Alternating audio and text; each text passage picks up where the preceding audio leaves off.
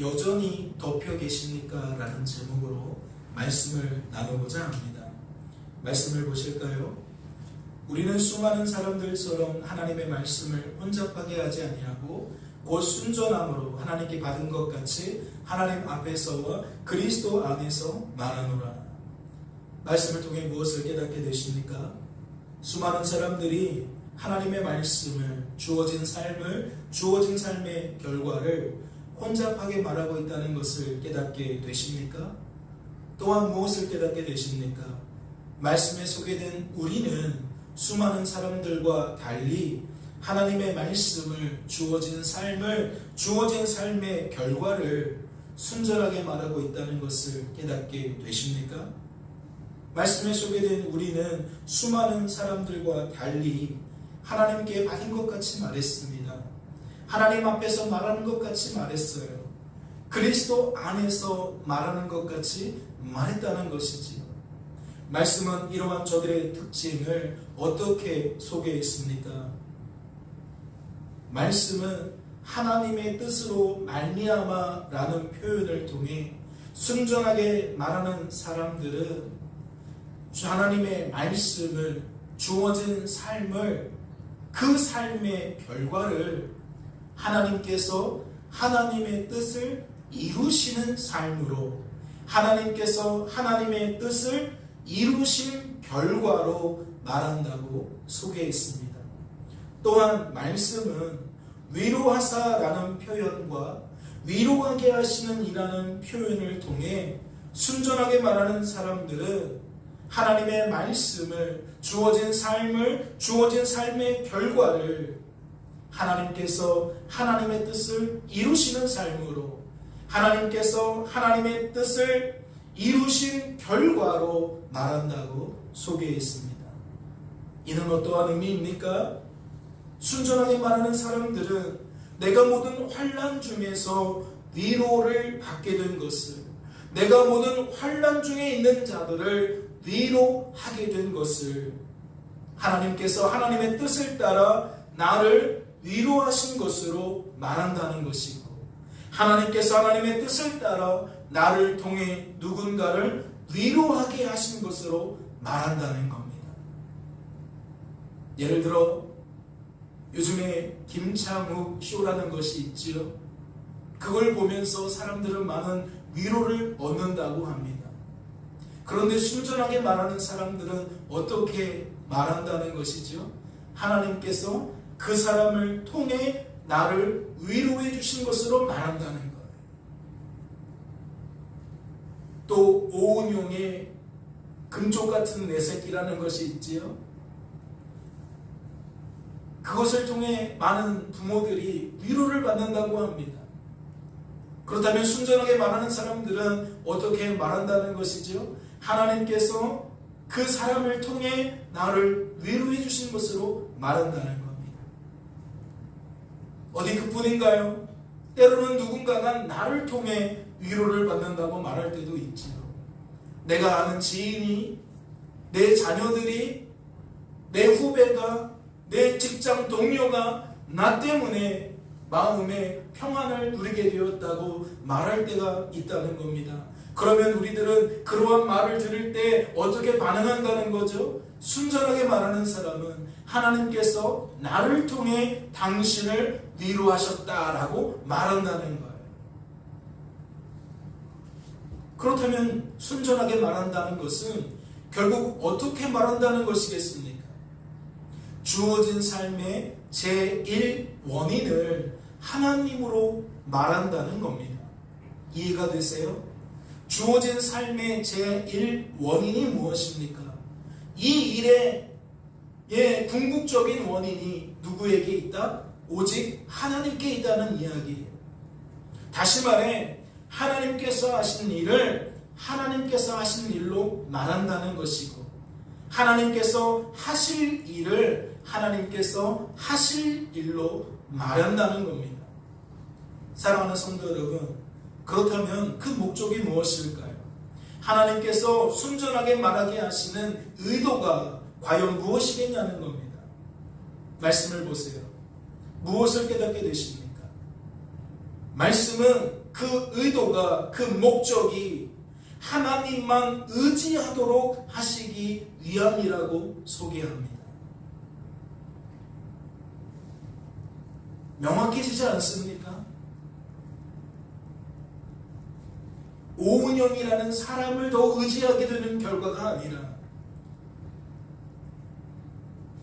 김창욱이라는 사람을 더욱 의지하게 되는 결과가 아니라 무엇을 더욱 의지하는 결과로 나타난다? 하나님만 더욱 의지하는 결과로 나타난다. 위로를 받는 사람이나 위로를 하는 사람이나 동일하게 하나님만 더욱 의지하는 결과로 나타난다. 또 말씀을 보세요. 무엇을 깨닫게 되십니까? 이는 하나님만 자랑하게 하시기 위함이라고 소개하고 있어요. 동일한 얘기겠죠. 사람이 나를 위로해줘서 사람을 우리는 자랑합니다. 사람에게 감사하고 사람을 초항하고 사람을 찬양합니다. 그런데 하나님께서 우리들에게 순전하게 말하게 하신 목적은 무엇이냐? 그 일을 멈추고 우리가 하나님께 감사하고 하나님께 찬양하고 하나님을 자랑하도록 만드시기 위함이라는 거예요. TV 프로그램에서 유명해진 사람들을 인용했지만 실은 어디에도 적용될 수 있는 겁니까? 우리의 모든 삶에 적용될 수 있는 겁니다. 교회 안에서는 누가 그 역할을 많이 합니까? 담임 목회자가 많이 합니다. 그래서 사람들은 그 담임 목회자를 추앙하는 경우가 있어요. 그 담임 목사를 주목하는 경우가 있습니다. 점점 더 시간이 가면 갈수록 담임 목회자를 의지하고 담임 목회자를 자랑하는 경우가 종종 있다는 거지. 교회 안에서만 그럽니까? 학교 안에서도 마찬가지죠. 아무개 선생님이, 아무개 선배가, 직장생활도 마찬가지죠. 아무개 부장님이, 아무개 사장님이, 즉 우리들에게 주어진 모든 삶 속에서 어떠한 삶을 살아야 한다? 하나님의 의도는, 하나님의 목적은 보고 듣고 말하는 것을 통해 더욱 순전하게 말해서 하나님을 더욱 바라보고 의지하고 자랑하도록 만들려고 하신다. 이것을 깨달아야 될 줄로 믿습니다.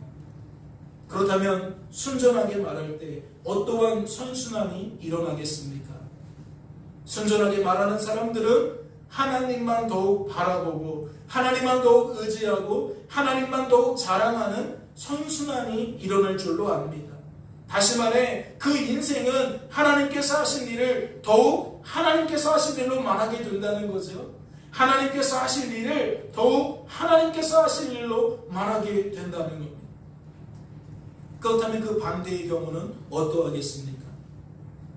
하나님께서 하신 일을 더욱 내가 한 일로 말하게 되는, 하나님께서 하실 일을 더욱 내가 할 일로 말하게 되는 악순환이 일어날 줄로 압니다.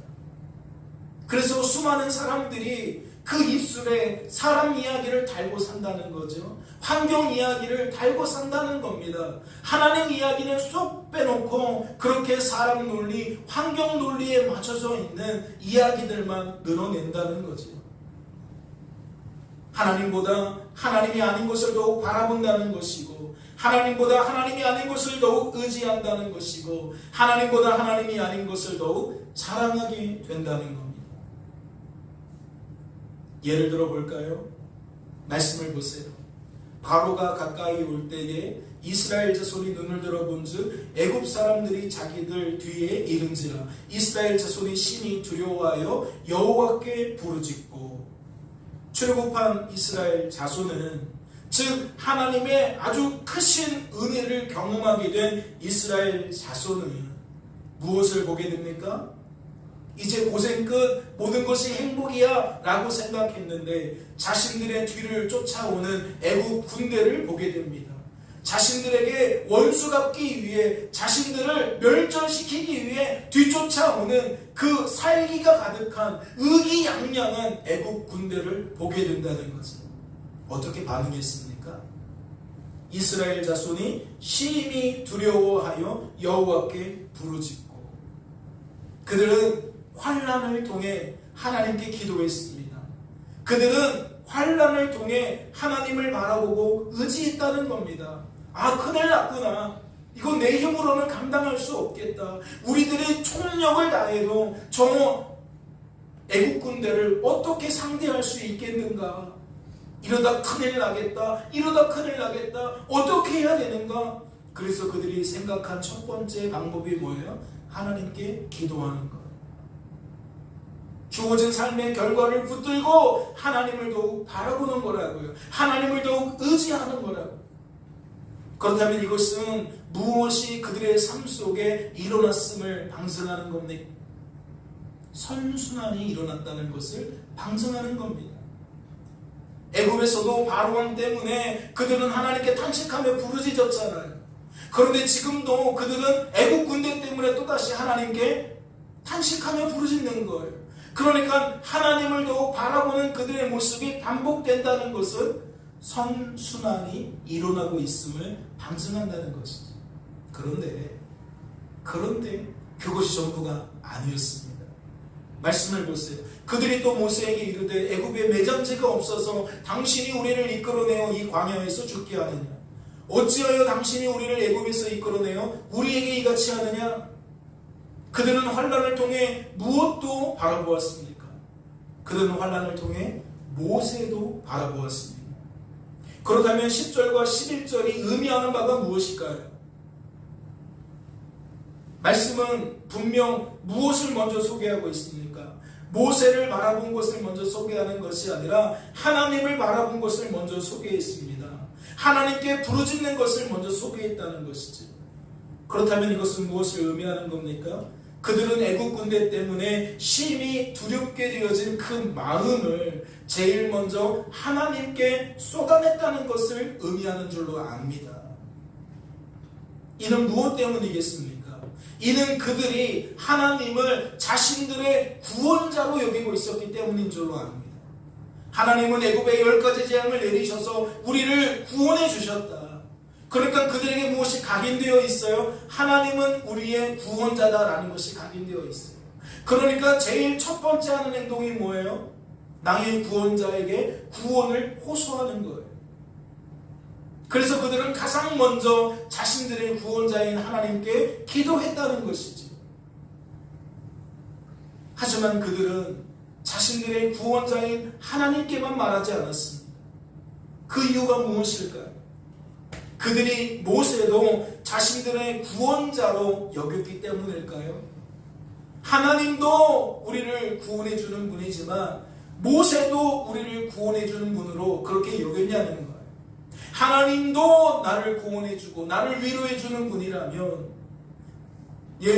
김창욱 씨나 오은영 씨도 나를 위로해 주고 나를 구원해 주는 분이라고 그렇게 여겼기 때문이냐는 거지. 말씀을 자세히 보세요. 애굽에 매장지가 없어서 당신이 우리를 이끌어내어 이 광야에서 죽게 하느냐? 어찌하여 당신이 우리를 애굽에서 이끌어내어 우리에게 이같이 하느냐? 무엇을 깨닫게 되십니까? 그들이 모세를 자신들의 구원자로 여기고 있습니까? 그들은 하나님께 부르짖은 것처럼 모세를 향해서도 자신들을 구원해달라고 말하고 있냐는 겁니다. 그렇지 않죠? 그들은 지금 모세에게 어떠한 말을 쏟아내고 있습니까?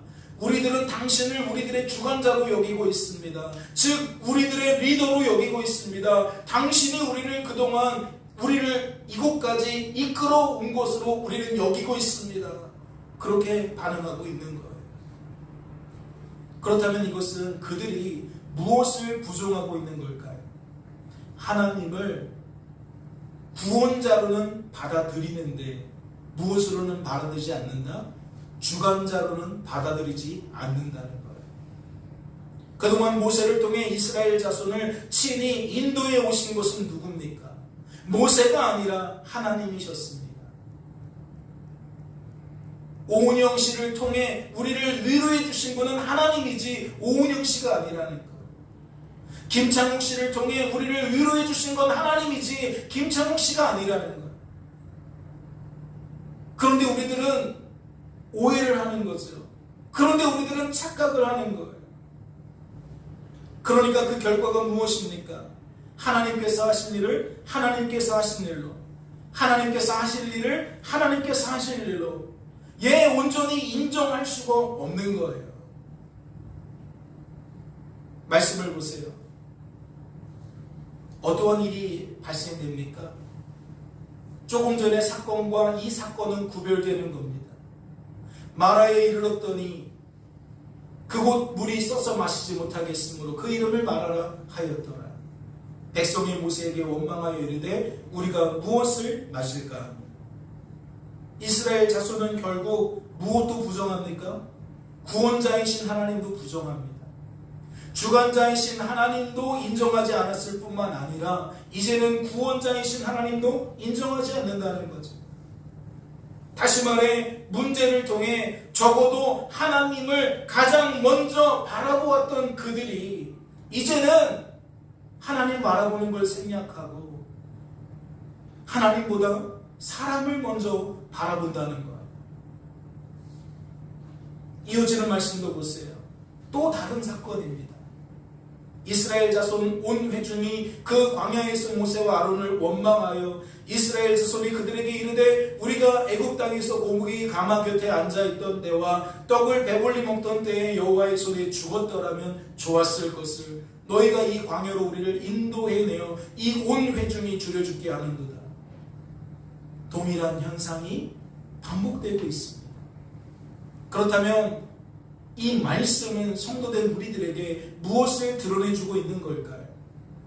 이는 주어진 삶 속에서, 주어진 삶의 결과 속에서 무엇이 일어나고 있다? 악순환이 일어나고 있다.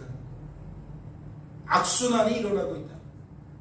하나님께서 하신 일을 더욱 사람이 한 일로 착각하게 되는, 하나님께서 하신 일을 더욱 사람이 한 일로 오해하게 되는, 그래서 그렇게 끊임없이 말하게 되는 악순환이 일어나고 있다는 것을 지금 말씀이 우리들에게 드러내주고 있다는 거죠. 그렇다면 이 말씀의 의미는 무엇일까요? 모세와 아론이 온 이스라엘 자손에게 이르되 저녁이 되면 너희가 여호와께서 너희를 애굽 땅에서 인도하여 내셨음을 알 것이요 아침에는 너희가 여호와의 영광을 보리니 이는 여호와께서 너희가 자기를 향하여 원망함을 들으셨습니다. 우리가 누구이기에 너희가 우리에게 대하여 원망하느냐? 모세가 또 이르되 여호와께서 저녁에는 너희에게 고기를 주어 먹이시고 아침에는 떡으로 배불리시리니 이는 여호와께서 자기를 향하여 너희가 원망하는 그 말을 들으셨습니다. 우리가 누구냐? 너희의 원망은 우리를 향하여 함이 아니요 여호와를 향하여 함이로다. 말씀의 구조를 살펴보니 무엇과 닮아 있습니까? 지난주에 우리들이 살펴보았던 사사기 말씀과 닮아 있습니다. 하나님께서 선지자를 보내셔서 이스라엘 자손에게 악하고 약하고 무능한 나의 나됨과 그러한 우리들을 친히 구원하시고 회복시키셔서 성도다운 삶을 살게 하시는 하나님의 하나님 되심을 친히 알려주셨던 그 사사기 말씀과 닮아 있다는 거예요. 이는 무엇을 알려주신 겁니까? 너희가 여호와께서 너희를 애굽 땅에서 인도하여 내셨음을 알 것이요. 구원자이신 하나님이 주관자이심을 알려주신 겁니다. 하나님을 구원자로만 알고 있었던 이스라엘 자손들에게 하나님은 주관자이심을 알려주셨다는 거지요. 즉 새롭게 하나님에 대하여 알려주셨다는 겁니다. 기존에 알고 있었던 신앙의 한계 속에 새로운 하나님의 모습을 알려주셔서 하나님을 조금 더 알 수 있도록 만들어주셨다는 거지요. 그렇다면 이어지는 말씀을 보세요. 이는 무엇을 알려주신 겁니까? 우리가 누구이기에 너희가 우리에게 대하여 원망하느냐? 이는 여호와께서 너희가 자기를 향하여 원망함을 들으셨습니다. 인생의 주관자를 모세라고 착각하고 모세라고 오해했던, 그래서 인생의 주관자이신 하나님을 향해 원망하는 것인 줄도 모르고 결국 신나게 원망할 수밖에 없었던 이스라엘의 민낯을 알려주신 겁니다. 봐, 이게 너희들의 진짜 모습이야. 이게 너희들의 민낯이야. 이게 너희들의 한계야. 너희들은 이렇게 악한 존재야, 약한 존재야, 무능한 존재야 라는 것을 알려주셨다는 거죠. 이어지는 말씀도 보세요. 이는 무엇을 알려주신 겁니까? 여호와께서 저녁에는 너희에게 고기를 주어 먹이시고 아침에는 떡으로 배불리시리니, 이는 구원자이신 하나님을 재차 알려주신 거죠. 우리가 배고플 때에 우리에게 이 허기짐을 달래주는 분이 누구냐? 우리를 이 죽음의 위기에서 건져내 주시는 분이 누구냐? 하나님이시다. 즉 하나님은 구원자이시다. 구원자이신 하나님을 재차 알려주신 겁니다. 주관자이신 하나님을 새롭게 알려주셨다면 구원자이신 하나님은 반복해서 다시 알려주셨다는 거죠. 하지만 그것이 전부가 아니에요. 이는 여호와께서 자기를 향하여 너희가 원망하는 그 말을 들으셨습니다. 우리가 누구냐? 너희의 원망은 우리를 향하여 함이 아니요 여호와를 향하여 함이로다. 하나님은 무엇도 알려주십니까? 주관자이신 하나님도 반복해서 알려주십니다. 그리고 악하고 약하고 무능한 인생의 그 한계도 민낯도 다시 알려주십니다. 무엇 때문에 이렇게 계속해서 새롭게 알려주시고 재차 알려주실까요? 하나님께서 성도된 우리들에게 끊임없이 하나님에 대하여, 우리에 대하여 반복해서 알려주시는 목적이 무엇이겠습니까? 이는 악순환이 끊어지고 선순환이 일어나기를 바라셨기 때문인 줄로 압니다. 혼잡하게 말하는 것이 멈추고 순전하게 말하는 것이 나타나기를 바라셨다는 거죠. 그렇다면 결과는 어땠을까요? 하나님께서 이렇게까지 하셨는데 결과는 어땠을까요? 이스라엘 자손의 온 회중이 여호와의 명령대로 신 광야에서 떠나 그 노정대로 행하여 르비딤의 장막을 쳤으나 백성이 마실 물이 없는지라. 백성이 모세와 다투어 이르되 우리에게 물을 주어 마시게 하라. 모세가 그들에게 이르되 너희가 어찌하여 나와 다투느냐? 너희가 어찌하여 여호와를 시험하느냐? 거기서 백성이 목이 말라 물을 찾음에 그들이 모세에게 대하여 원망하여 이르되 당신이 어찌하여 우리를 애굽에서 인도해 내어서 우리와 우리 자녀와 우리 가축이 목말라 죽게 하느냐? 여러분, 말씀을 통해 무엇을 깨닫게 되십니까? 뭔가 달라진 게 있나요? 이스라엘 사람들이 말하는 것을 보면, 이스라엘 사람들의 그 시선을 보면, 관점을 보면 뭔가 하나님의 말씀을, 주어진 삶의 결과를 순전하게 말하는 것처럼 여겨지시냐는 거예요. 잘 모르시겠습니까? 한 번 더 같이 보실까요? 이스라엘 자손의 온 회중이 수많은 사람들이라는 뜻이겠죠. 여호와의 명령대로 신 광야에서 떠나 그 노정대로 행하여 르비딤의 장막을 쳤으나, 즉 장소가 또 옮겨진 거예요. 새로운 환경이 펼쳐진 겁니다. 새로운 사건이 그들에게 나타난 거예요. 백성이 마실 물이 없는지라. 문제가 발생한 거죠. 마음이 복잡해진 겁니다. 생각이 혼란스러워진 거예요. 어떻게 반응합니까? 백성이 모세와 다투어 이르되, 백성이 모세와 다투어 이르되 우리에게 물을 주어 마시게 하라. 모세가 그들에게 이르되 너희가 어찌하여 나와 다투느냐? 너희가 어찌하여 여호와를 시험하느냐?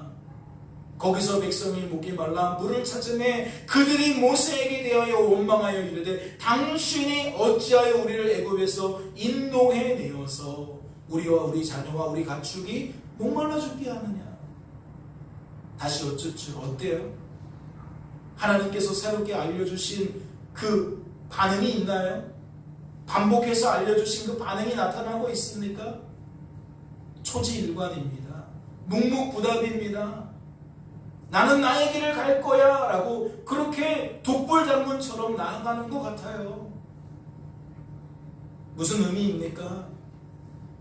인생의 주관자요 구원자이신 하나님은 하나님만 하나님이심을 이스라엘 자손에게 새롭게 알려주셨을 뿐만 아니라 재차 알려주셨는데, 이스라엘 자손은 그럼에도 불구하고 마치 모세가 하나님인 것처럼 반응했습니다.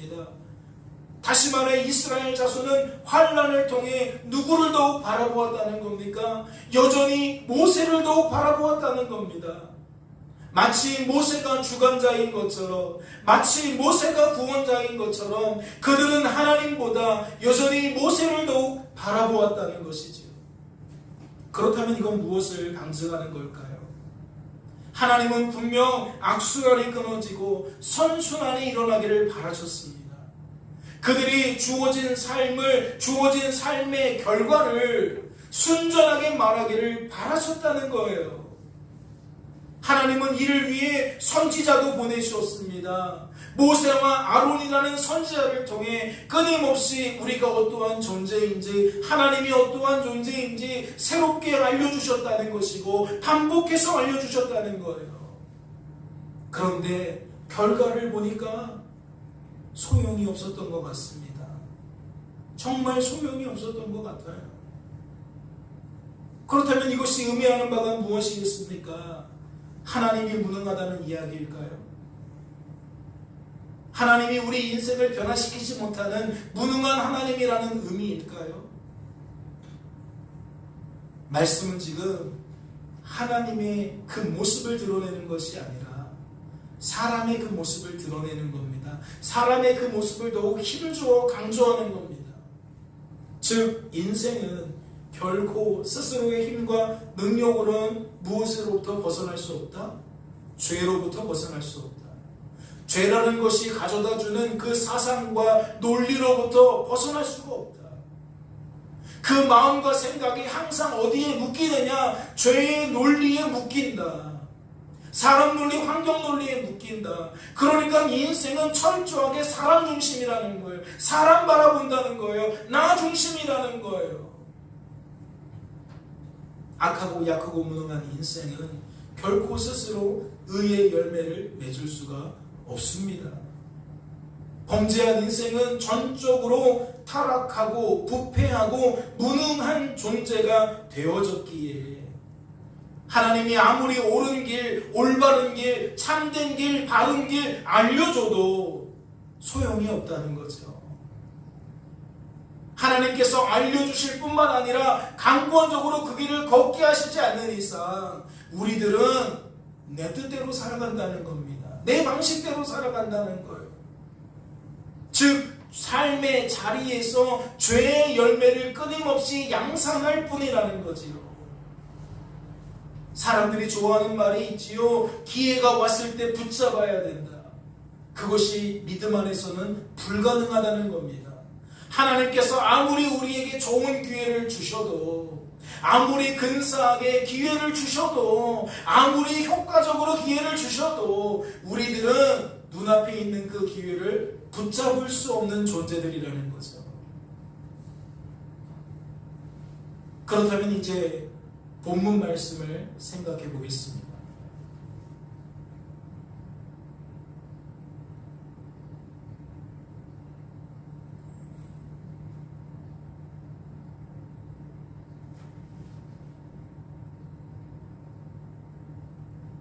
네, 오늘 본문 말씀이 누락이 되네요.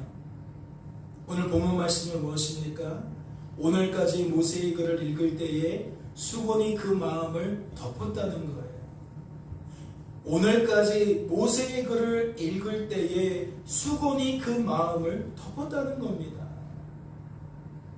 사랑하는 성도 여러분, 그렇다면 이 말씀의 의미는 무엇일까요?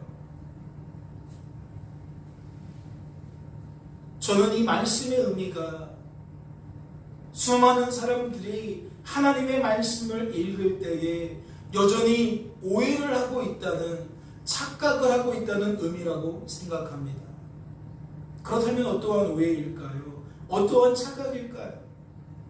이는 우리들이 지금까지 살펴본 것처럼 하나님께서 하신 일을 끊임없이 내가 한 일로 오해한다는 것이고, 하나님께서 하실 일을 끊임없이 내가 할 일로, 내가 해야 될 일로 착각한다는 이야기입니다.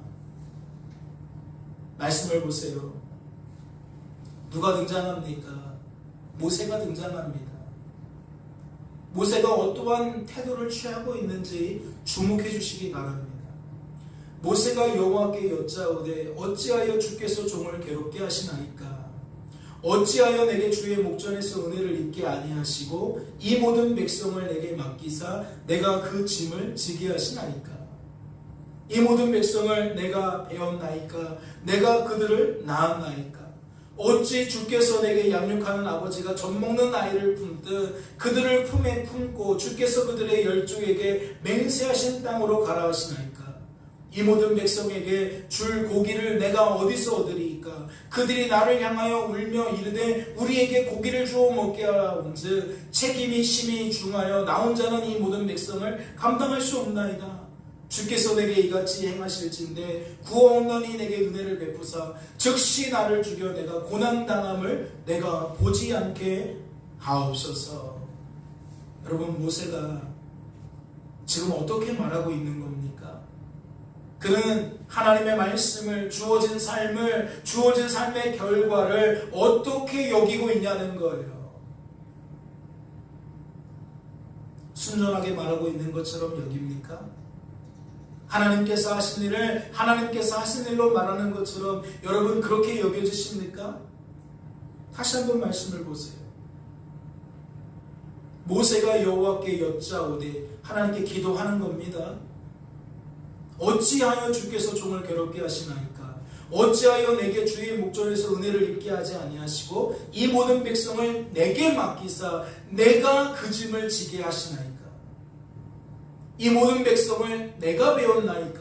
내가 그들을 낳았나이까? 어찌하여 주께서 내게 양육하는 아버지가 젖먹는 아이를 품듯 그들을 품에 품고 주께서 그들의 열족에게 맹세하신 땅으로 가라 하시나이까? 이 모든 백성에게 줄 고기를 내가 어디서 얻으리이까? 그들이 나를 통하여 울며 이르되 우리에게 고기를 주어 먹게 하라 하온즉 책임이 심히 중하여 나 혼자는 이 모든 백성을 감당할 수 없나이다. 주께서 내게 이같이 행하실진대 구하옵나니 내게 은혜를 베푸사 즉시 나를 죽여 내가 고난당함을 내가 보지 않게 하옵소서. 뭐하고 있는 거죠? 여러분, 말씀을 통해 무엇을 깨닫게 됐어요? 모세는 아까 수많은 이스라엘 사람들과 다르게 말했잖아요. 그는 오직 유일하게 순전하게 말하는 사람처럼 말했습니다. 그런데 지금 말씀을 보니까 무엇을 깨닫게 됩니까? 결코 모세가 예외가 아님을 깨닫게 됩니다. 모세 역시 이스라엘 자손과 다르지 않다는 것을 깨닫게 되신다는 거죠. 모세는 앞에서 살펴본 것처럼 이스라엘 자손들에게 하나님을 주관자로 말했습니다. 하나님을 구원자로 말했습니다. 다시 말해 하나님이 그들을 여기까지 이끌어왔다는 거예요. 순간순간마다 하나님이 그들을 돌보셔서 그들을 그 어려움에서 구원해 주셨다는 겁니다. 모세는 하나님께서 하신 일을 하나님께서 하신 일로 말했다는 것이고 하나님께서 하실 일을 하나님께서 하실 일로 말했다는 거예요. 수많은 이스라엘 자손들과 다르게 그는 순전하게 말했다는 거죠. 하지만 그러한 모세가 지금은 어떻게 말하고 있습니까? 마치 그 사람이 아닌 것처럼, 그때 그 사람이 아닌 것처럼 모세는 혼잡하게 말하고 있습니다. 마치 그도 수많은 이스라엘 자손들처럼 하나님께서 하신 일을 내가 한 일로 말하고 있다는 것이고 하나님께서 하실 일을 내가 할 일로, 내가 해야 될 일로 말하고 있다는 것이죠. 그렇다면 이것은 무엇을 방증하는 걸까요?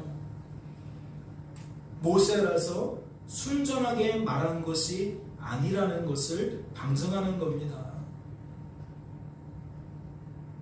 우리 담임 목사님은 달라 아니라는 거죠. 김창욱 씨는 달라 아니라는 거죠. 오은영 씨는 달라 아니라는 거죠. 우리 담임 선생님은 달라 아니라는 거죠. 우리 사장님은 특별해 아니라는 거죠.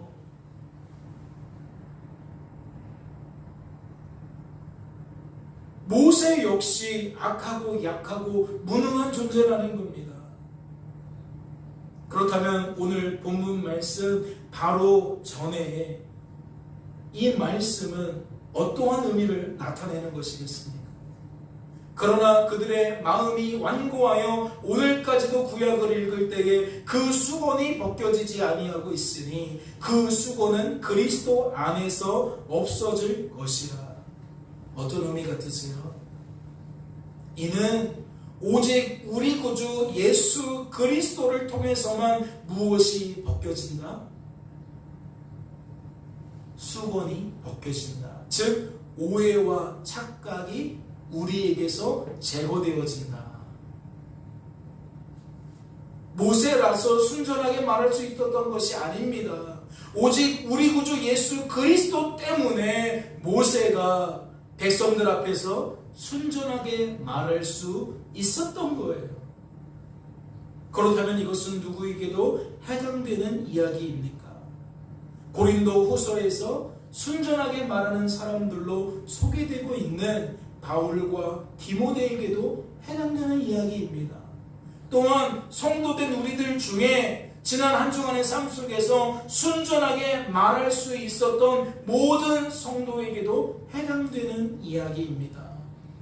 다시 말해 하나님의 말씀을 주어진 삶을 주어진 삶의 결과를 하나님께 받은 것 같이 말하는, 하나님 앞에서 말하는 것 같이 말하는, 그리스도 안에서 말하는 것 같이 말하는 모든 성도에게 이 말씀이 적용이 되어진다는 거죠.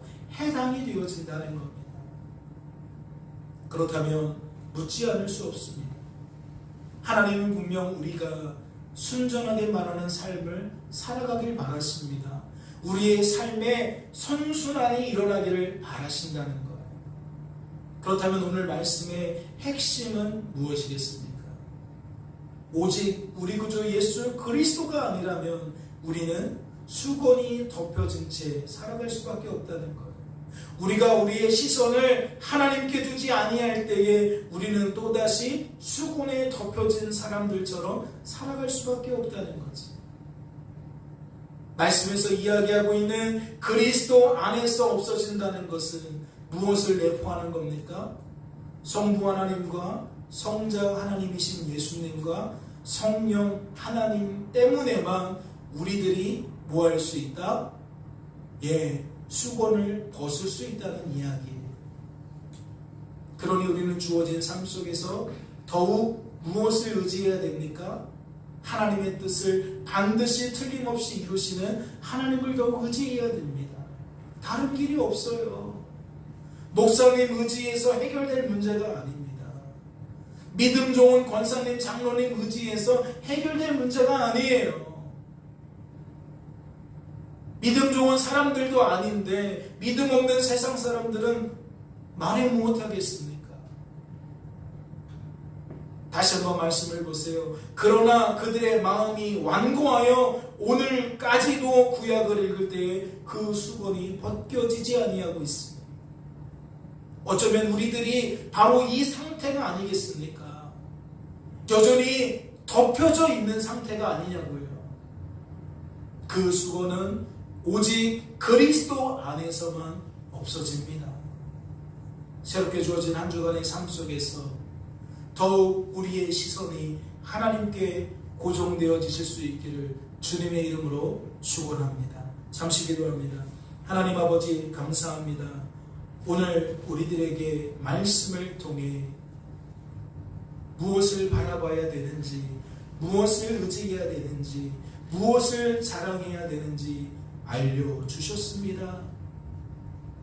우리가 어떠한 존재인지, 하나님은 그러한 우리에게 어떠한 존재인지 하나님 다시금 알려주셨습니다. 이는 무엇 때문입니까? 우리들이 주어진 삶 속에서 더욱 하나님만 바라보고 하나님만 의지하고 하나님만 자랑하기를 바라셨기 때문인 줄로 믿습니다. 하나님, 순전하게 말할 수 있도록 도와주시옵소서. 우리를 향하신 하나님의 그 기쁘신 뜻을 따라 우리를 우리의 죄에서 날마다 구원해 주셔서 우리들이 혼잡하게 말하는 것이 아니라 순전하게 말할 수 있도록 주여 축복하여 주시옵소서. 우리를 덮고 있는 수건이 무엇입니까? 어떠한 오해와 착각이 있는 겁니까? 하나님의 구원 계획 속에 우리 구주 예수 그리스도를 통해 온전히 벗겨질 수 있도록 주님 축복하여 주시옵소서. 주께서 우리를 붙들어 주실 줄로 믿고 감사드리며 이 모든 말씀 우리를 죄에서 구원하신 예수님의 이름으로 기도하옵나이다. 아멘.